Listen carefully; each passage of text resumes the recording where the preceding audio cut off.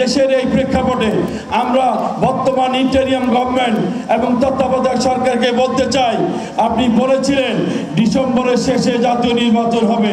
আপনি মাঝে মধ্যে আপনার অন্যান্য উপদেষ্টারা আবার বলে না নির্বাচন আমরা মার্চে দিব। এখন আবার শুনতেছি আপনারা বলেন নির্বাচন সেটা জানুয়ারি থেকে শুরু করে আমরা জুন পর্যন্ত এর মধ্যে নির্বাচন করব। এটা হতে পারে না, এটা হতে দিতে পারে না বাংলাদেশের মানুষ।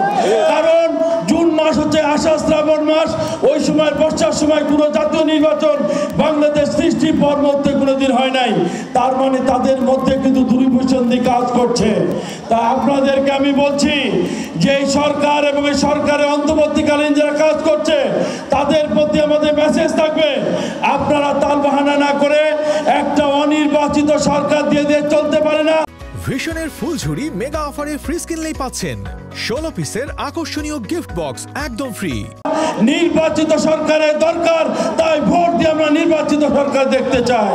প্রিয় বন্ধুরা, আমি বগুড়ার মানুষ হিসেবে আপনাদেরকে বলতে চাই, বেগম খালেদা জিয়া এবং তারেক রহমান বলেছে আমার প্রধানমন্ত্রিত্ব দরকার নাই। আমি চাই এই দেশের সংখ্যাগরিষ্ঠ মানুষ যাকে ভোট দিয়ে নির্বাচিত করবে সেই দিবে আগামী দিনের নেতৃত্ব, সেই হবে আগামী দিনের কান্ডারি।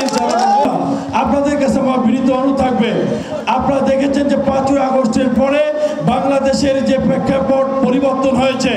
এখনো কিন্তু স্বৈরাচারের প্রেতাত্মারা বাংলাদেশের গ্রামে গঞ্জে এবং মহানগর থেকে শুরু করে সে সমস্ত জায়গায় কিন্তু ঘুরঘুর করছে। আপনাদের কাছে অনুরোধ থাকবে যে যুদ্ধ আমরা করেছি, আমরা তার সুফল পেয়েছি, কিন্তু পরিপূর্ণ সুফল আনতে গেলে আগামী জাতীয় সংসদ নির্বাচন পর্যন্ত আপনাদের মাঠে থাকতে হবে। বেগম খালেদা জিয়া এবং তারেক রহমানের নেতৃত্বে বাংলাদেশকে সুসংগঠিত করতে হবে।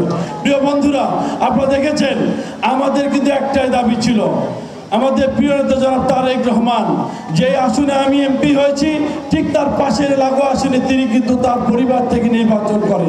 আমাদের সেখানে দায়িত্ব ছিল যে আমরা জিয়া পরিবার সহ বেগম খালেদা জিয়া এবং তারেক রহমানের নেতৃত্বে